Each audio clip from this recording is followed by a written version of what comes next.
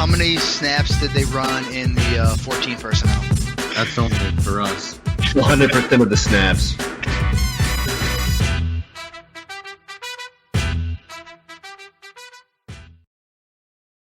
What's going on, everybody? Welcome back to 14P Fantasy. I am your host, Justin Wright. I am joined by the other third of 14 personnel, Marco Enriquez. And today we are doing Dynasty Buy or Sell.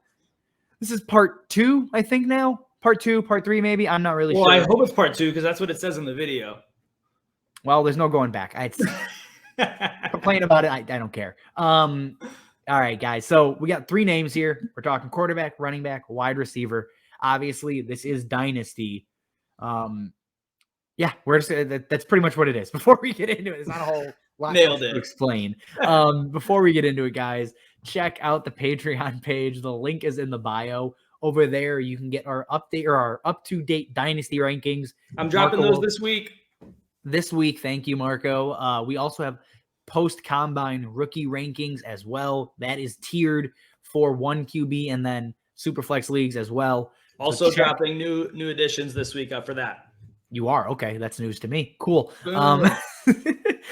So yeah, guys, check that out. Also, if you like what we're doing here, subscribe to the YouTube channel, like the video. If you got other players you want to see in the buy or sell series that we're going to run, drop them in the comments. All that stuff. Let us hear it. We love to, get back or go back and forth with you guys on this type of stuff. All right, Marco, you ready? Let's do it. Yeah. Okay, good. Number 1 on the list, we have Tua.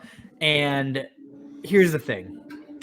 Tua right now has seen a monumental shift. Yeah, Marco, I didn't say his last name because I can't really pronounce it. I don't want to do it in a video. I said Tua. I said Tua, and it felt like there should have been a last name. I didn't say it. Here's Tua. Anyways. Yeah, Tua Tagovailoa. That's actually pretty good. But here's the thing. So his situation has shifted dramatically since the offseason. Yes. They obviously now have Tyreek Hill. They have added, superstar running backs in Chase Edmonds and Raheem Mostert. So upsetting. But more importantly, they added Teron Armstead. They added Connor Williams. They have kind of remade this offense. Oh, Devontae Parker's gone. Mike Gesicki is staying. Yep. Huge changes to this offense. Obviously, a new head coach as well. So with all of this going on, Marco, he has risen to QB 17 in Superflex leagues in Dynasty ADP. Are you buying or selling Tua right now? 17's not bad. I'm going to say buy. I believe in Tua. I've been a firm believer in Tua. I think that ultimately what this offense is going to be is obviously really similar to the 49ers offense, but I think Tua is much better than Jimmy G has or will ever be. And so I think that this offense is going to be really creative. One of the things that they've done really, really well is put pieces like Tyreek Hill, like Jalen Waddle, like Mike Gesicki. And I mean, if you like these running backs, I don't, but still they serve the same purpose of what this offense is trying to do. Create tons of creativity within 5 to 10 yards of the line of scrimmage, which is going to be phenomenal. It's Tua's bread and butter. For Tua's usage.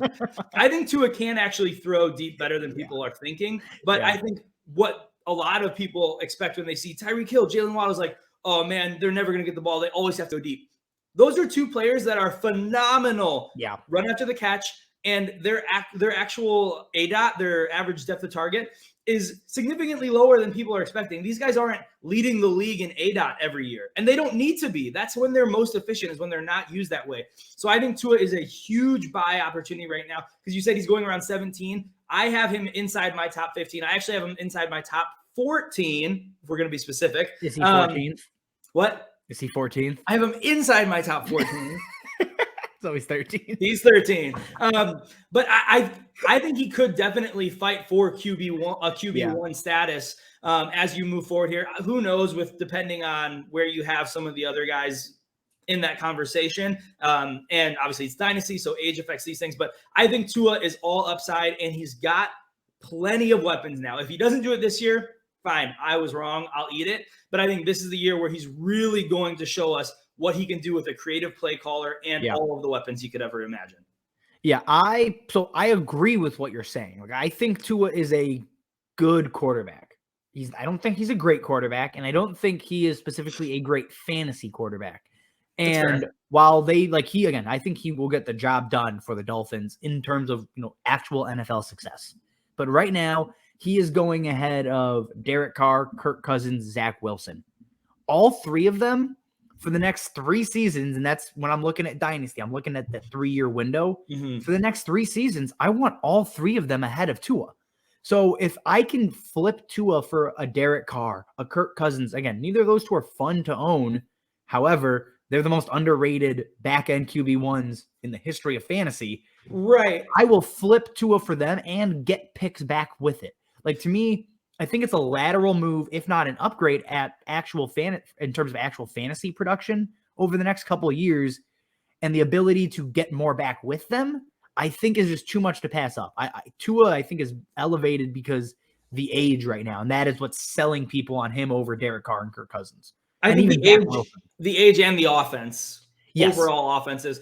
But I do think something to note here is like who'd you said? You said Carr, Cousins, and who? Zach Wilson. And Zach Wilson. So I think all 3 of those guys, Zach Wilson, we'll see after this year. All 3 of those guys, no matter what you do, no matter what happens, they're going to be ranked behind any new young quarterback. Yep. I don't think they're going to drastically outproduce Tua. So I would like the youth and the offense of Tua.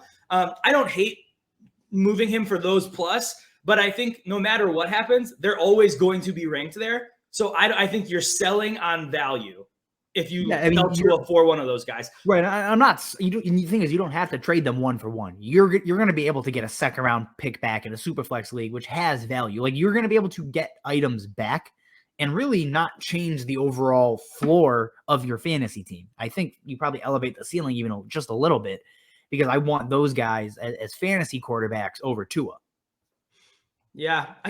To me, I think weird. They're so similar in what they're going to produce this year and for the next couple of years that I would rather take the younger quarterback and the better offense with what looks like to be a really, really good NFL coach with the moves he's making and what he said so far. So yeah. So we're split on that one. As far as draft picks go, are you like, if I can sell Tua for 105 or 106, I'm going to take that deal. Are you buying for that price?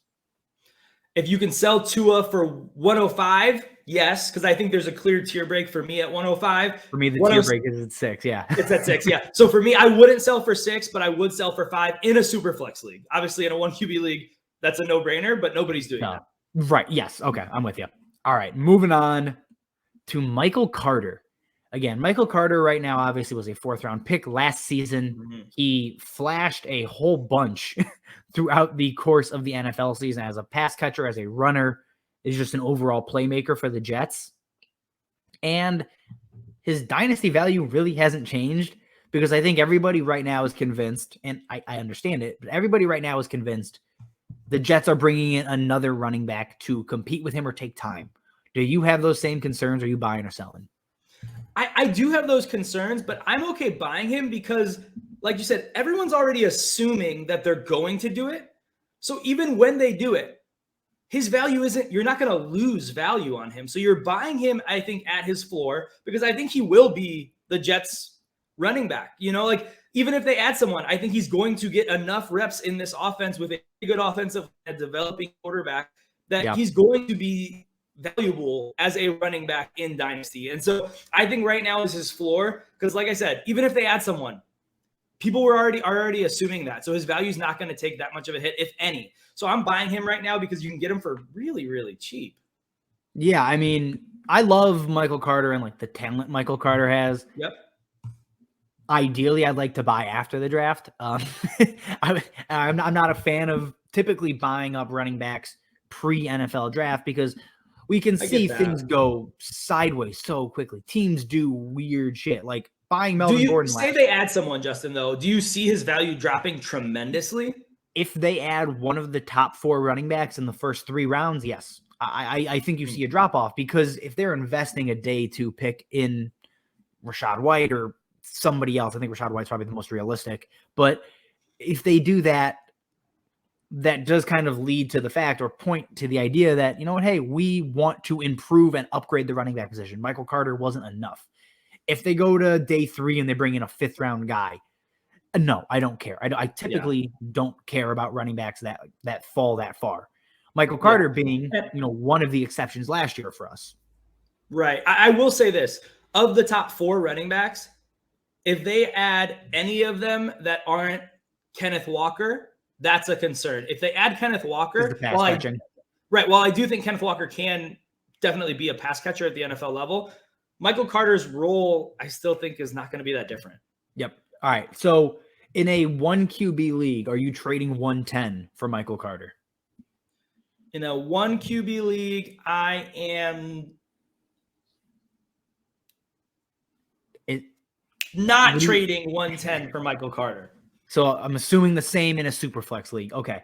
Yes. I personally 111 and 112, I would definitely consider moving for Michael Carter. 110, I kind of like what I can get there skill position wise, though. Yeah. If this is post draft and they don't bring somebody in, I'm flipping 110 for Michael Carter. I'm not doing it pre draft. Yeah. If they don't bring anyone in, yeah, sure. Yeah. I think, I mean, like that's the thing here is I'm willing to bump up, 4 or 5 spots in the draft pick I'm willing to offer if they don't bring in a running back, because then I think you're looking at a top 20 guy this season. Close. Yeah. Yeah. Okay. And then just from an actual player standpoint, would you flip Chase Claypool for Michael Carter if you needed running back depth? Yeah, I would do that because I'm lower and lower on Claypool. I feel like every day. I'll probably be lower than consensus on Claypool. That offense, adding Mitch Trubisky is a giant question mark. Who knows if they add anyone else at quarterback? But Claypool seems to be the biggest loser of that team when I look at the talent on that team and who's probably least likely to really separate themselves from the pack. Okay. Yeah. So moving on to the next guy, and you're going to laugh at this and everybody else just deal with it. I didn't update the colors for Allen Robinson. So there. He's a bear at heart. No, he's on the Rams. This is just like a dumb brain moment. I'm like, yeah, Allen Robinson, my Bears. No, he's a freaking Los Angeles Ram now. So good for him. Pretend it's blue and gold. We're too far into to redo it. So Allen Robinson obviously has signed a long-term deal with the Los Angeles Rams. Robert Woods is gone. OBJ is still not re-signed and probably isn't going to play most of 2022, if at all. What are you doing with Allen Robinson? Personally, I am buying up Allen Robinson. He's going to be a top 20 wide receiver. Robert Woods was a top 15 guy in points per game before he got hurt or he finished on the season. So it's not that, oh man, Cooper Kupp is going to eat up everything and there's nothing left. That's not the case. Allen Robinson fits that Robert Woods role pretty well. He's a great route runner. He's better than Robert Woods. He is. You think so? Okay. Yeah. I think they're basically 1-for-1 at this point. Yeah, they're close, but I think he's a better player. Right. And this is the best quarterback Allen Robinson has ever played with. We've seen A-Rob put up top 7, top 8 seasons with 150 plus targets. Obviously, he's not going to get that work. He's probably going to be between 120 and 130. So he's not going to be a wide receiver 1 for me. That improved quality of targets, though, for sure. Better targets, yes, but he's not going to be a wide receiver 1 for me. That's dumb. But he's firmly inside of my top 20. So I am buying up Allen Robinson. He's going for early seconds in most leagues right now. And if that's the price to get in as a contending roster, I'm going to pay that all day long. Yeah. I think after 107, I'm okay. Wow, 108. Yeah. I as a contender. You have to be a contender. Like if you're like, I'm flirting with the, top 5 or 6 in my league, that's a little different. Don't do that. Right. But if you're like, I'm a bona fide, top 3 team in my league, top 4 team, maybe, I'm okay selling 108 or lower for Allen Robinson. I'd like to get more than Allen Robinson back because just how he's being valued right now. I don't think anyone would expect you to pay the 108 for Allen Robinson. But like you said, I think he is a better player than Robert Woods, I think. I think he's obviously going to see more quality targets, better, more valuable targets of where those targets are more valuable. What? Said better, more valuable. Better, more valuable targets for Allen Robinson. So considering he's going to be getting better, more valuable targets, I think that Allen Robinson, no, but really, I think Allen Robinson is going to be points per game easily in that top 15 wide receiver category. Sure, he might get banged up a little bit here or there, but ultimately, Allen Robinson is a step up for this offense. This is a step up for Allen Robinson. And I think that for the next year or two, at least, he is going to be a big surprise for a lot of people for what you're able to get him for right now. We've talked about for a long time, this draft has a lot of depth. It doesn't have a lot of elite talent. Allen Robinson is an elite talent. Maybe he can't play up to that right now with his age, but he's good enough in this offense that he is going to be worth more than a lot of what you're going to take a shot on at the end of your first round, early second round. Yeah, we're going to be so high on Allen Robinson this year. I can already feel it, and I love it. I am going to be obnoxiously ahead of consensus. Yeah. Like you said, like Odell's not going to be around. They don't have anyone else to throw to. Who knows what that running game is going to be? And I think they're going to really try to, capitalize on what they have in Stafford right now. And he's going to be a guy who just feeds Allen Robinson and Cooper Kupp all day long. Yeah, no, I'm with you. All right, guys, that is what we got for you. Again, if you like the video, if you got other players you want to see on these videos, like the video, comment below anybody else you want us to break down for you. Also, subscribe to the YouTube channel. Check out the Patreon page. The link is in the bio for rankings, personalized videos, stuff like that. Check out the Patreon. As always, thank you guys for watching, and we will see you next time. Peace. How many snaps did they run in the 14 personnel? That's only for us. 100% of the snaps.